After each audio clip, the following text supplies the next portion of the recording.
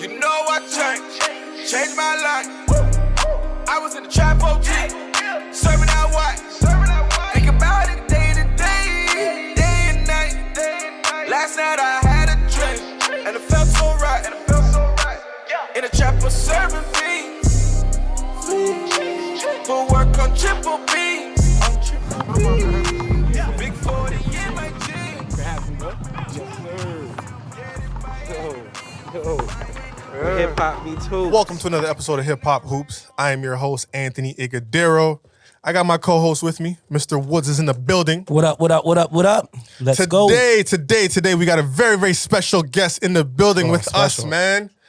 Two-time NBA champion with the Miami Heat. Yes, sir. Joel Anthony is in the building. Welcome. Let's go. Yo, listen, we appreciate you. You know, we've been trying to get you on for a while. A hot so, minute. Yeah. It's love, man. Yeah, when Rock, you know, put us together, man, it was love, man. That's my boy. Yeah, You know what I mean? that's From family right there. Yeah. That's family right there. He's always the one trying to connect things, man. From day one, he's been like that. Point guard at heart, man. Yeah, exactly. Yeah. Never Yeah. stopped. Definitely. But we appreciate you taking your time, man, meeting with us, man, and doing this, man. Yeah. It means a lot, man, for sure. Yeah, no, happy to be here, man. Let's get into it, man. Listen, man, Montreal has been the spot, man. Kem Birch. Yo. I don't even know how you say his name. Lugan Dort. Is that how you say his name? Lugan Dort? Lugan Dort? Yeah. Chris Duarte, Chris Boucher. Yes. How do you feel, man? Like, Montreal, like, you were before these guys doing your thing. These guys are probably looking up to you doing your thing. Yes. How do you feel, man, seeing these guys in the league and they're doing things, man? Yeah, I love it. I love it, man. I'm, proud is the word that I always think of, just to see, the growth of basketball in the city and to see all these guys now coming into, a situation where they're, really having an impact, on the pro level at the highest level. Highest level. To have like so many, before, like when I came in, like just to have, just Canadians in the league was, it was big. Yep. Like me just making league, like just as a Canadian was big. And now we have, all these, we got like a bunch of Montrealers in the league now, on top of, and obviously, so many across Canada are starting to enter into the league. So to be able to see it, I'm just proud, to be able to, bear witness to this type of growth. And I love it. I want to continue to see more of these young guys come in and, getting a chance to, shine and do their thing. Definitely. They're definitely doing their thing, man. Yeah. They're definitely doing their thing. They are man. definitely. So why has Montreal been such a melting pot for talent now? Honestly, I know why, but Because it's always been Toronto. Like, you have American friends. The first thing they're gonna say is, "Oh, Toronto." Yeah. Right. Yeah. Montreal is like. It has to do with the exposure, like the talent. The talent was always Talent's always always there. been there, man. It's been there. It's just Definitely. like now everyone's like getting put on notice Right. that okay, like they really have Right. hoopers over there, and so like now with the exposure and more people getting noticed because like basketball's been growing. Yup. It's been growing so much across the world. And people are looking everywhere for talent now. Bottom So line. now with more of a focus on looking everywhere, like you're starting to see it in Montreal because like it's been there and now, people are able to see it because like they're getting that exposure. Definitely. They're getting that exposure now. And so that's why I say it's great to see because, like our city, we've been, like more like underdogs more than anything. for sure. That's been the mentality for most Montreal. It's like it's been tough. It's not an easy road. People don't know like who you are. You're coming in and, you have to, make your, presence known. No one's going to give anything to you. Bottom line. So, that's that's kind of been the staple for those type of most of the players coming out of there. So it's just great that that now people are starting to notice. Definitely. And sure. being you're from Montreal, but I got a chance to stay out there for 5 years almost. 5 years. Yeah, four. But I had to finish. I had to get my bachelor's. So okay, I was at okay. Concordia, Right. playing against Denberg Reed. Yep. Playing with the Buckley brothers, Roscoe, Dwayne and Damien, and then Roscoe and Phil Langlois. And like, yo, there's talent. There's been talent. Yeah. They humbled me because I came in there thinking, you know, I'm from Toronto Toronto. Like, these guys are weak. Right. No, it's not sweet over they there. it's not sweet sweet over at there. all. Sweet over They there. gave me the business. I had to humble real quick and get on board. You know what I mean? You know, the first Montreal kid that I seen, he was at prep school, St. Pat's, Samuel Dellenbert. Okay. Yes. So he was playing. There was a jamboree going on in New Jersey, and you know, us guys, we went out there and we were playing, and Samuel Dellenbert was just blocking everything, Punching everything. So I'm like, who is this kid? Yeah. I'm telling you, on his team, he had Al Harrington on his team. Al Harrington is the McDonald's All-American, the guy. But I'm like, I'm not even paying attention to Al. I'm like, who is this kid? Right. He's blocking everything, dunking everything. They was like, yo, he's a junior. I'm like, there's no way he's a junior. How? First experience with Montreal, man. But do you see like this massive change like on the basketball scene in Montreal? You know what I mean? Like when you see Montreal, like Toronto's been like producing guys, we've seen it, but like you made it. Do you see a massive change, skill-wise, skill set, and just guys coming out more? Like what's the how's the scene? How is the Montreal scene right now? I think talent-wise, you know, like I said, it's been a lot about the exposure. Like the kids like now, like they're all workers. So like, how workers, like in terms of like improving their skill set, like they're workers, and that's what you've been seeing like across Canada.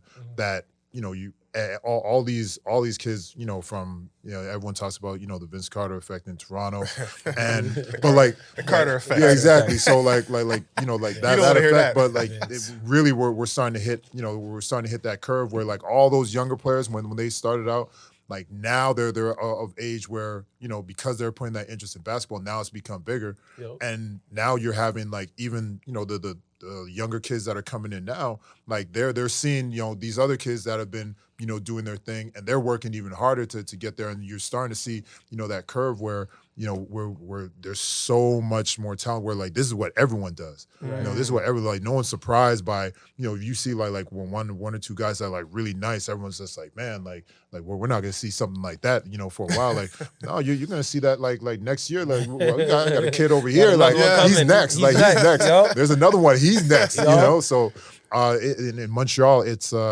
like that because like and I think because the players understand now too that like they have this opportunity, you know, like guys in Montreal, like we're like, you're not gonna, you know, make it over here, or you're not gonna see me over here because it's politics, it's you know, no one's really like watching, and you're just you feel kind of stuck. But now they're seeing like, no, like I could make it and I could get out of here, like I could make it to the league. You know, like I could to be in Montreal and saying like I could make it all the way to the league, like that you never had that, you know, thought process really. It was just a dream. But like, no, this is a reality. Like this Every is year, real life. Like just... this could happen. So you're seeing like the hungry, you know, talented like dogs coming out. Like they are ready to go. And it's only getting better, man. It's only getting better. Is the high school scene? They don't have prep schools over there, do they? They got like Oh, no, CJEPs, yeah, right? we have CJEP. Yeah. So yeah. So like it's basically you know, in between, you know, so from high school we finished at the 11th grade. Right. So we finished at the 11th grade, and then you have CJEP where you could do 2 years and then go to university, or you could do 3 years at CJEP and go straight into the workforce. Right. And so instead of, you know, like everywhere else, you have 12 years and then you just go straight to university after. Right. So you have like that CJEP system, which is a little different. You know, it is what it is. I think it's tough for a lot of players to come out of there and really make it, because, you know, like you're trying to start your clock sooner. Right. So, you know, if you do like 12, you know, go until 12 years and then go straight to university, then you're good. But having that extra year now before you can even go to university, you know, over there, like it's going to hold like some guys back. So that's why you have a lot of them, you know, going to the States, going to prep schools, and, you know, getting ready to just jump straight to, you know, whatever D1 school, you know, from there. Interesting. Yeah, because That's I 3 years, I end up doing the same thing. Like after Jeffries, I went to Champlain, Lennoxville. Okay. So in Lennoxville, Quebec. Is And that a it was a junior CJ. college? Yeah, Okay. CJ. Yeah, it was a CJ. Okay. Man. So I got a chance to play against Dawson and Champlain, St. Lambert, and all those schools as well. Competition was tough though, man. So what was your college process? Was your college process difficult coming out of Montreal at that time?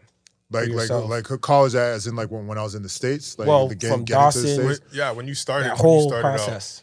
Yeah, so it was like when I was in Dawson, I was you know, I was just trying to figure it out. I had no idea like out. So what I was. Dawson is like what, a junior Yeah, college? no, CJEP. It's a CJEP it's a thing? CJEP. Okay. Yeah, so like it's a CJEP, but you know, and so you go there after the 11th grade. You know, so like from if you're 12, basically you could be there 12, 13, 14 if you're just looking at the years, and so I started in basically what would be like our like second division to be AA, and then worked my way up by my third year to AAA. At that point, I was I was really more focused on, well, not as focused as I should have been, in terms of school and everything like that, just being honest. And so I was, when I was really like, I really felt like, lost. And I was like, man, like I need to figure it out. And so I didn't finish that last year of AAA. And so I was like, look, I had to like make a change. And so I started working out on, basically on my own, started working out on my own. Trying to find ways to work out on my own. Really, like I was, just blank slate in terms of understanding like how to really like improve myself and get better. And I didn't know where I'd go with it. I just knew I love the States. I wanted to get to the States. Yeah. And so I had the opportunity. Actually, the Buckleys like they're really good friends of mine. Like Dwayne is, like a really close friend. Shout out And Dwayne. So, yeah. And Shout out Damien, you already D-Buck. know. Stingers all day. Dion.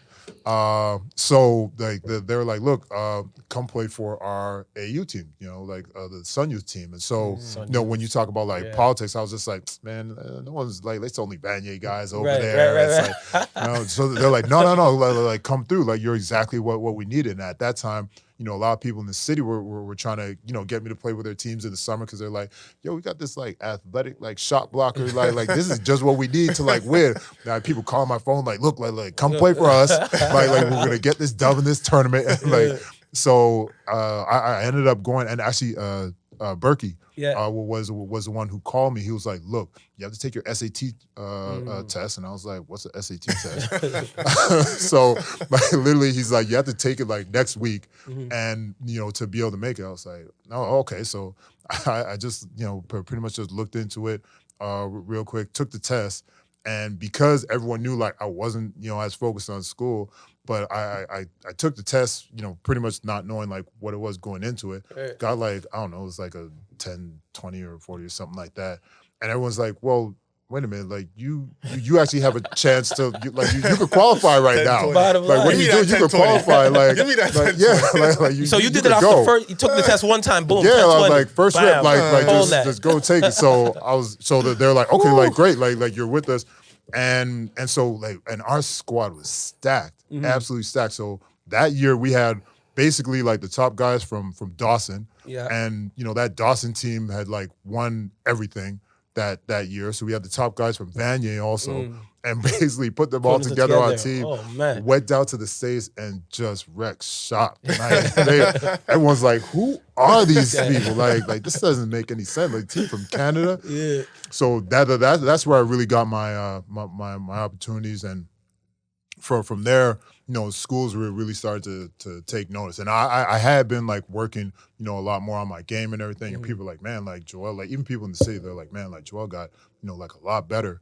And I had a choice. So I could have gone back to Montreal and played, like stayed another year and then just go to university after that. Or I had an opportunity to go to Pensacola Junior College. Yes. And I would be able to go right away. And I was like, wait, like I can go to Florida? It was gone. Yeah.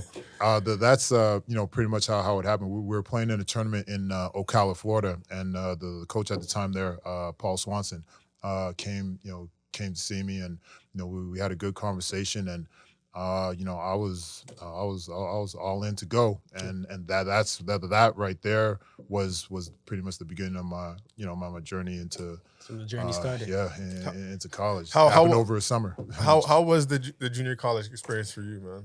It was good. Like still, like in terms of being focused, like not all that focused, not knowing what I had to do, but I was putting in a lot of work though. Yeah. I was putting in a lot of work, just trying to get better. That was my thing. Like I just want to get better. Like I know I'm not good enough right now, but I like if someone would just teach me something, like I'm willing to listen. Like I'm gonna put in the work. Yeah. And so that's pretty much what it was. So I got down there. I did 2 years over there. Stayed pretty much the entire time. Like I went Then back. you come back home. Yeah, like like between like either having like just to put in extra work and working out, and just putting in extra work in school to make sure I was good with my grades. Like that's pretty much what I did. And after like a year and a half, like so halfway through that second year, I was like, look, like I want to stay like in the South. Like I ended up loving over there. It was tough at first. I had, there was growing pains. I was homesick. Of course. And it's funny. There was no poutine out there, man. Nah, there was no Montreal, poutine. the poutine in Montreal, fams. Yeah, man, made me an addict. I'm not gonna lie, bro. There's no West Indians around or anything like that. Not in Florida, for real? Not in North Florida. Like we're right by Alabama. Yeah, we're right by Alabama, so it was just everyone's calling me folk, and like what's up, like, folk? So I was like, it was kind of tough at first, and it was funny like no one even knows. Like at one point, I was telling my mom, I was just like, I don't know about this. I was like you might have to get me a plane ticket, and I might have to go.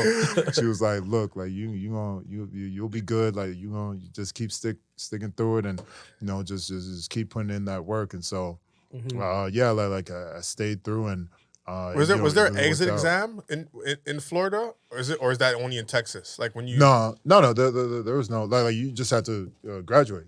So like I got my AA degree. I was I had a good for final year over there. It was on the all conference and everything like that. And so and like the offers were coming in from like a lot of different schools. And so I definitely had some decent options going into that. So why'd you choose UNLV? What was that about? Because that's not the South, man. No. Actually, I know you want to stay in the South. I was looking everywhere in the South. All these different schools, like Auburn, like Texas A&M, Ole Miss, and so the coach at Texas A&M, the assistant there, like there was like, but all the coaches, there was either like a coaching change or something going on with all those schools that summer. Yeah, I was like this, it just wasn't going to work because, obviously you wanted some stability, and like I didn't know who was going in, and so Texas A&M, there was coaching change over there. The assistant coach, Lou Hill, rest in peace, just passed away last year, and he was the one that came to me. He was because he'd been recruiting me that time, and so he had gotten the assistant job over at UNLV. And so he came to me, he was like, look, are you still, open with recruiting and everything? And at that point, I was kind of set on going to Nebraska. And so that was really like what it was going to be. And the plan was I was going to go to Nebraska, I was going to redshirt that first year, and then I was going to play the next 2 years because they're like, look, if you take some extra time, like you have a chance to like really play pro. Like you could really be a pro. And so, they kind of had me sold on that. And, Coach Hill had come and he was like, look, just, come out here, get a chance to see the guys. Like, we're offering you a chance to play right now. And so that's really like what it was for me. And so, but it's crazy how it happened because went over there, had a great visit, got a chance to like meet the team and see everyone. I played with Lou Amundsen. Who was in the league for a while. In the league, yeah, like he was in the league for a while. The man bun. Yeah. Yeah, that was my and seeing him because like he was really the first person I played with that was really like a pro level talent. He played for a while too, right? Yeah. Like he the ultimate was pro. bounced around everywhere. Yeah, exactly. Like great dude. Great pro. And so, seeing that, and one of the things, trying to get better, I was just like, yo, if I played with him and like we practice like every day and I'm working and going against him, like I'm gonna, be able to get to where I, need to go. Facts. So it worked out, really well. I ended up making that decision to go, but it was it didn't really. It was kind of crazy because the plan didn't really go the way it was supposed to. Where I played the first year. But after that, the second year, they're like, look, with our recruiting class and everything that's coming in, you could play now, but you're not going to get as much time because we have all these other guys that are like here. So we feel that you will develop like if you like redshirt. So redshirt this year now. So going into my senior year, they're like redshirt, and then you'll play that senior year, and it'll only be like you and another big as like our main guys, right? And then you could have that have that year, and you have a better chance of being pro, of having success as a pro. So that was actually the way I ended up taking things then. And had a great senior year. Yeah, like it worked out. Like it was rough at first. Like being off for a year, and for someone like me, like I was. Like I need reps. Like I need to go. I was, like really, like just kind of like raw in terms of being able, in terms of understanding the game and everything like that. So not playing for me was actually like kind of tough, to deal with. So not really being able to like get right back into it. It was slow for me at first, but once I started pick things up and like we got to like conference and everything like that, like I was going and had finished up with a real good season. It was defensive player of the year, and we ended up going to the Sweet 16. The Sweet 16 as like a Cinderella. That's a run. It's a Cinderella team. Yeah. So run. like.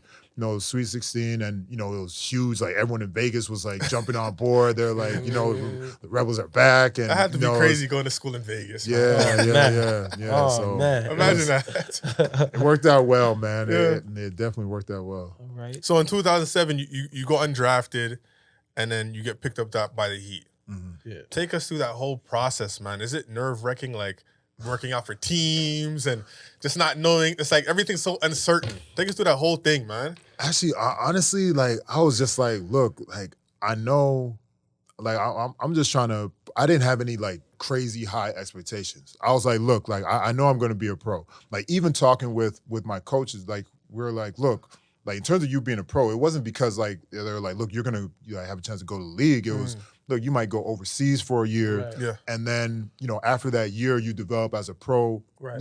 Then you can have a chance to like go to the league after. I was like, all right, like I can see myself, You were down for it. doing that. Yeah. So went through the agent process. I ended up going with a local agent who's been in the league.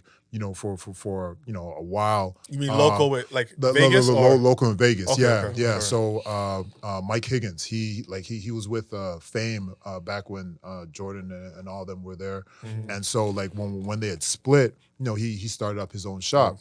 And he was, he was an agent that, like knew, had good connections, knew people, but very, like it was a small shop. It was just him. You know, and so it wasn't a big agency, and like I had someone from BDA, come to me, and different people. But I was like, look, like this was just a good fit, and he told me straight up, like, look, I don't know if I could get you, like even a workout, but I'm gonna work for you. Right. And that was pretty much it. And so That's all you can ask for. That's all you could ask for. yeah, so like I went down to Impact over there in Vegas, where time. like where a lot of the pros work out. Over there we had like a bunch of guys that were coming through. Guys that were going to go like projected to go lottery and draft in the first round and everything. But so everyone was working out. A bunch of guys were working out over there, and so it was. And I just kind of just put my head down and was working. And so my first opportunity for like a workout came. Someone had backed out of the workout in Phoenix, and they needed a big like last minute. And so they called my agent. Was like, look, like can Joel come through? And they're like, all right, cool. So he hit me up. He's like, look, like pack your bags, like in like a day or two, like you're gonna go to Phoenix. So went down there. Actually had like a good workout, ended up going back, again for another workout. And then people started to, a couple people started to, hear about me and, after seeing me, and it slowly started to build up from there. And so went from that to all of a sudden, fast forward, through the summer, like I'm at like 12, like 12 or so like workouts in, and like everyone. And so I'm just hearing like, people are really intrigued, by me. There was just like, and like I had some like really good workouts, and they were just like, yo, why didn't he like, why wasn't he like playing all the time? Like what is, what is Here that comes the going on? questions. Like, why didn't we like know? So it was a really good opportunity for me that came up because Miami had seen me. One of the scouts had seen me because they were watching Jason Smith, who played in our conference. Jason Smith went to Colorado. Yeah, exactly. Colorado State.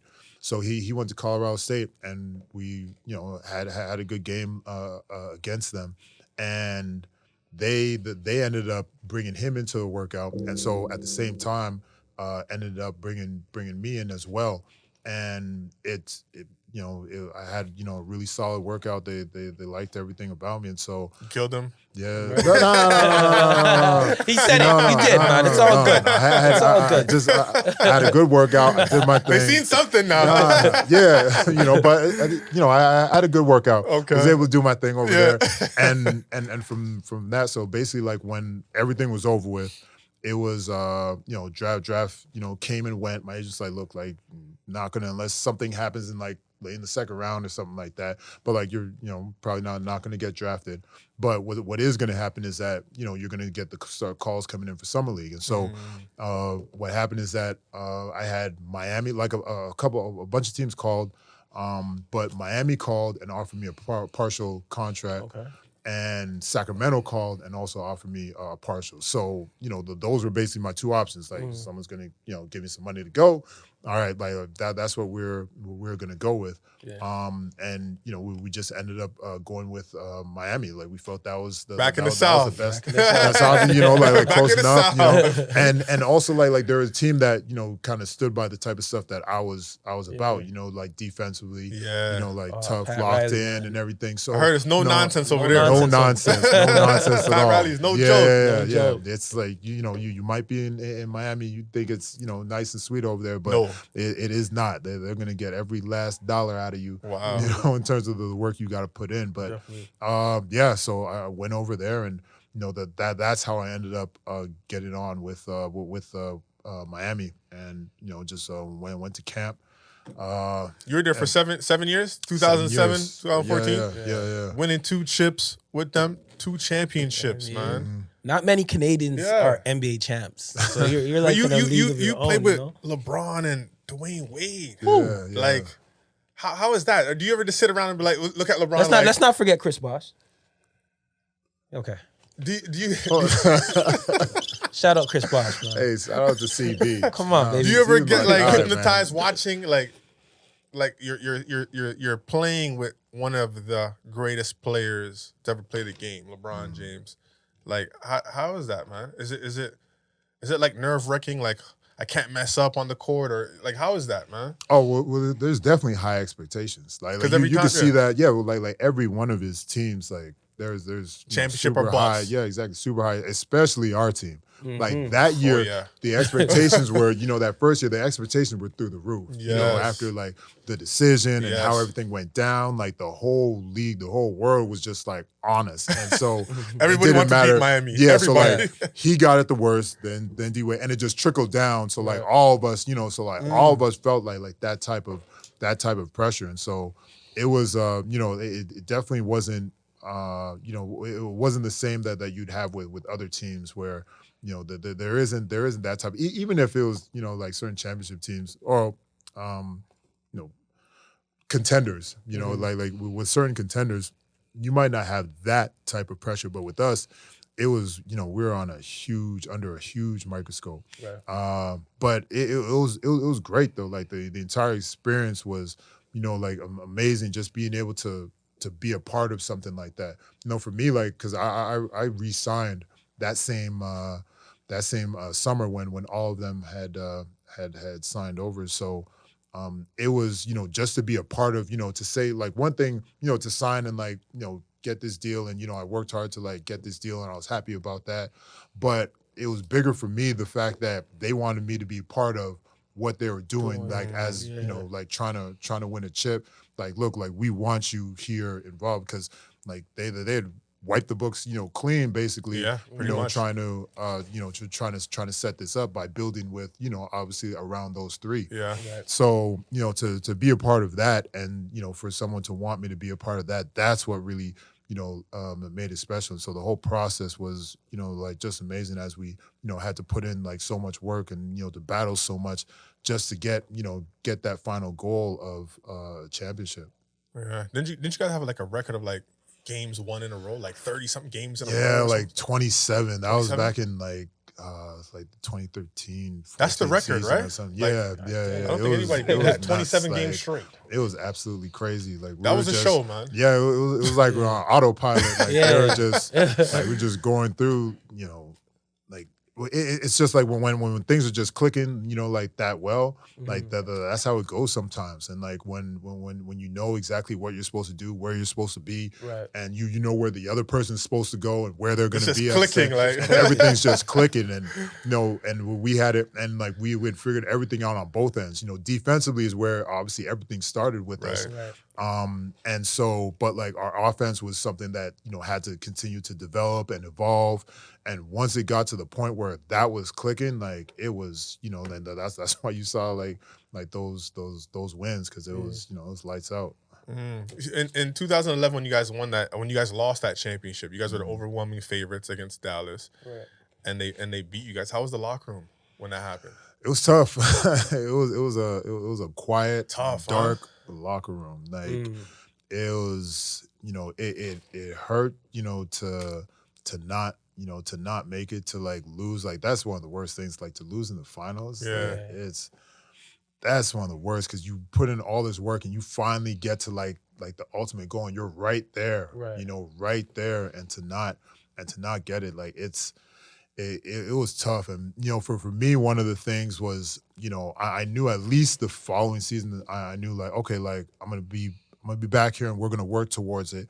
But thinking about like our vets and everything, like we had guys that, at least contract wise, like might not have gone, like might not get that opportunity again, Like I think of, like, he's like my big brother, like Jamal McGlure, who was like right there with us and fighting and battling to like help get us there. And like now, and so like he ended up, going to Toronto, that next year. But that was his chance where like I feel like at least as a player, I'm so happy he was able to get it as a coach. And so, but like as a player, like that was, the opportunity, because it's so hard to get there. Like it's so tough. Like there could obviously only be one. And it is so tough to be able to actually win the championship. So like once you're there and you're in a position where you're contending, you're like, look, like we could get there. Like you got to get there. Like you have to. Deal. Yeah. So that's why everyone puts everything aside. There's no ego. There's like look, you're basically like whatever it takes. Like that's what I'm gonna do, because. Like I can't, you can't mess this up, like, because you don't know, like tomorrow is not promised. Just because like you're nice and you have maybe close to the same team, that doesn't mean you're gonna get back to the finals again. Facts. There's no guarantees in the league. Wow. Okay. LeBron or Jordan? I just had to throw that out there. We can't let you go, man. You gotta answer. You gotta answer. We need an answer. I mean, you played with, the GOAT to a lot of the young guys, the younger generation. LeBron is that guy, but I'm a little older, so Jordan was that guy for us. Yeah, so like for me, like I grew up like watching Jordan. So like he was, like he was like obviously like everything, he's like the greatest player, we've ever, seen. For me, like I'll, watching Bron, like I'm looking at, the greatest player. Like now I'm a pro and I understand the game more, and so much more goes into it. And now to see it live too, because I never saw Jordan live. Like I just saw him on TV, and it's a total different feeling and vibe. Like when you could see someone like live playing, and also like to play with them, and you're like, it's not even like as a fan you're watching a game live and like you're seeing it, which is different. But it's different when you're around that person all the time and see like everything that goes into it, you know. And so like I'm just like, I know it's gonna sound like politically correct and everything, but like he's, you know, like the best player of our like generation. Like you just, yes, and I agree with that. you know, I've never, you know, seen anything, you know, anyone like that in terms of who I've played with or played against. And it's kind of crazy. I mean, Pat Riley, isn't the Jordan jersey retired? In your it's gym, hanging up, yeah, right? Because So, Pat was like, I'll never have to see this jersey on the court again. I never heard of that So before. like that man, it's there. like because he terrorizing the league where it's like, look, like as if another coach, GM, anyone does not have to see that man like in that jersey again because you knew what it was like when he walked into your building. Wow. So and it was also like obviously like the ultimate respect, definitely, you know, to be able to do something like that, you know, the ultimate respect right there. And you know he obviously earned it. Yeah, I didn't know that. I could see the Raptors doing that for LeBron. Maybe. Maybe. You know, Whoa. just to show a little respect when the king retires. You know what I mean? We shall see. We shall see. Definitely. 13 years in the league, man. Played 13 years. No. To 12 years pro. 12 years pro? Yeah, to 12 years pro, 10 in the league, 10 in the and then league. 2 overseas. I was in Argentina. My last 2 years. Okay. Yeah. Did you, when you retired and was all said and done, did you do it on your own terms? Did you feel like, I'm good, I can walk away? Yeah. It was, you know, I could have tried to, you know, stay around a little bit. Like playing overseas for me, like it was a great, like amazing experience. Like I was real fortunate. I ended up playing in Buenos Aires, Argentina with the team over there, San Lorenzo. No, historically, like really good, you know, really good team, like one of the great teams. And, you know, we had a great team put together. We were winning, you know, like we won my 2 years there. We won the 2 South American leagues and the 2 Argentinian championships. So to do that, it tough over there, man. Yeah. Like there's, you know, it's a different style of play, you know, and so, you know, trying to adjust to that is something that was, you know, it was challenging, but it was fun, you know, and so I really liked it over there. I would have loved to have, you know, had a chance to like go back, but you know, that there are some things that like didn't work out. You know, the economy was, you know, ends up was a lot different. Like there's a lot of factors going into, you know, whether or not you're going to play for certain teams and how certain teams operate. You know, like in Argentina, like the economy took like a huge dive where, you know, like the money wasn't there, you know, the same anymore. And so like, you know, there's times where, you know, things were shut down in the city because like there was like a protest, like the entire like half the city was protesting because of what was going on, where people, you know, people didn't have money, people weren't getting, you know, the support that they needed, you know, and those are things that, you know, people might complain over here, but it's not where like they shut the city down like because you know something's going on. So it was a little different. Like I would have liked, you know, the opportunity to you know still play, but also at the same time, you know, I took, you know, some time off. I was like, maybe if I want to in you know, in the winter, you know, in February, like might look to, you know, still play. But once COVID hit, you know, that year, and I was just like, look, like that was the sign right there. That was the sign right there. Like, you know, it's over. Yeah. Like March came, COVID hit, everything shut down. I was like, I can't train anymore. I was like, I was already like on the fence, like, I don't know. And I was like, nah, this is definitely it. Like I'm totally cool with, you know, with stepping away from the game. And you know, I want to, you know, get a little stability at that time as well. You know, just been playing and just bouncing around a little bit, and so you know, have my daughter. You know, she's 5 right now, and so you know, to be able to make sure like things are, you know, like stable for her and everything was really really important for me. On to the next chapter. Yeah. So how was your experience working as a consultant with the Honey Badgers of the CEBL? It was great. You know, it was great. Like getting a chance to like jump into some player development, and also working alongside, you know, like Rock in terms of, you know, just trying to figure out like how the front office, how the front office worked, and you know, it was really good. You know, I learned a lot, you know, over there, and got a chance to, you know, like obviously, you know, continue to stay around the game. At the time. I guess I'd say like before that I was in the, you know, I wasn't sure what I was going to do like right after I was done. So I actually in December I had gone into the NBA coaching program. And so like I went down to Vegas to the showcase. We started out the program, then everything was like remotely from there. So I was working in that and at the same time helping out with the 905. And I was you know, after doing that, you know, once March hit, you know, COVID came and everything kind of shut down. But it gave me at least like a little bit of a foundation in terms of what I could look into as a you know, consultant player development coach. So you know, I brought those same things with me when I got to Hamilton, and it was good. Like I love like working with the young guys and trying to, especially like they're so young and like just trying to learn, and so just trying to find ways to be able to help them get better.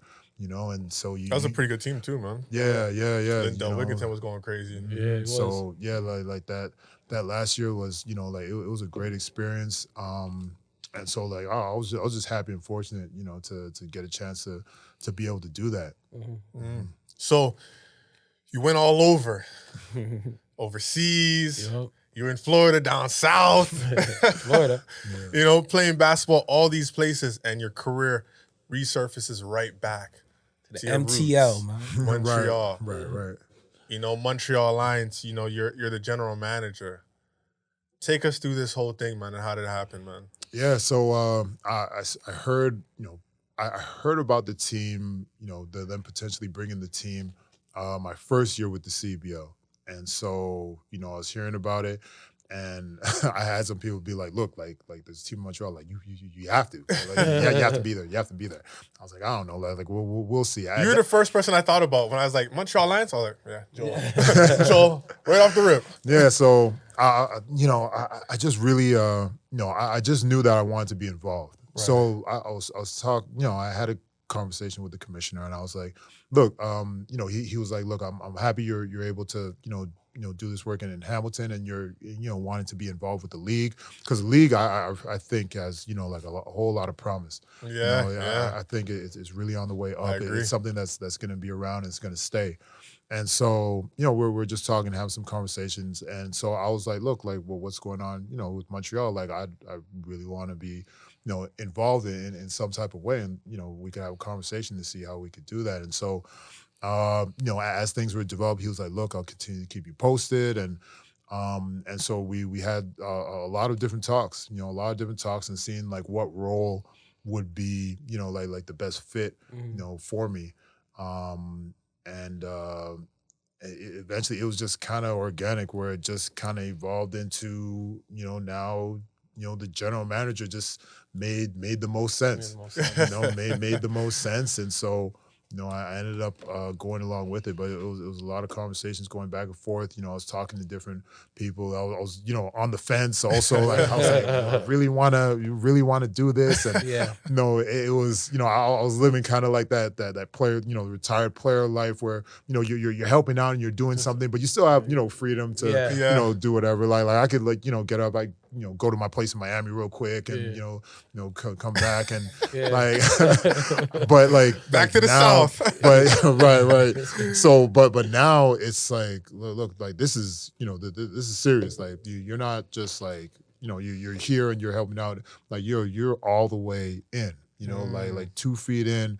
And so, you know, talking a lot, you know, I talk with Shep and Rock, you know, since they're both GMs, obviously in Hamilton and you know, Shep in Ottawa, about it. And, you know, with everyone, it was just like, look, like it's something that, like, obviously you could do, but more than anything, like it also just makes sense, you know. And makes so much sense. You know, for me, it was also a personal, you know, decision, obviously, like because of that. And like I was like, look, I got a chance to like go back, to the city and like do something big like Make a this. huge Like, impact. yeah, exactly. Like Yes. trying to make an impact, trying to make Yes. change, and be part of like that type of growth. Yes, Like sir. in the city. Like now I could help really really do that and really make that happen. So for me, it was it was huge, and it made my decision so much easier because this is something that's personal to me. Where like it's not like I'm just going to a team and having an opportunity to do that. In some other city, like this is this is home. Right.